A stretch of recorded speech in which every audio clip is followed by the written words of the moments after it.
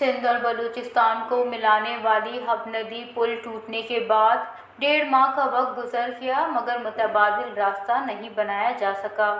Hub سے کراچی جانے کے لیے ایک ہی راستہ ہب بائی پاس ہے جسے استعمال کرنے پر شہری مجبور ہیں۔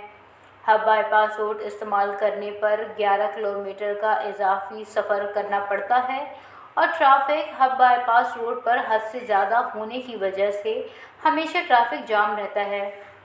اب منٹوں کا سفر گھنٹوں میں طے ہوتا ہے۔ مسافروں کو شدید مشکلات کا سامنا ہے۔ NHA کی جانب سے اعلان کیا گیا کہ فوری طور پر ہب پل سے متبادل راستہ اور نیا پل بنایا جائے گا، مگر نہ متبادل راستہ بنایا گیا نہ ہی پل کا کام شروع کیا گیا۔ اب بارشیں بھی تھم گئی ہیں اور نہ ہی سیلابی ریلے ندی میں آ رہے ہیں، پھر بھی متبادل راستے کا کام شروع نہیں کیا گیا۔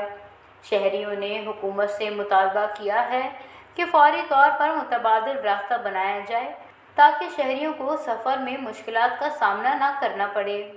وش نیوز ہب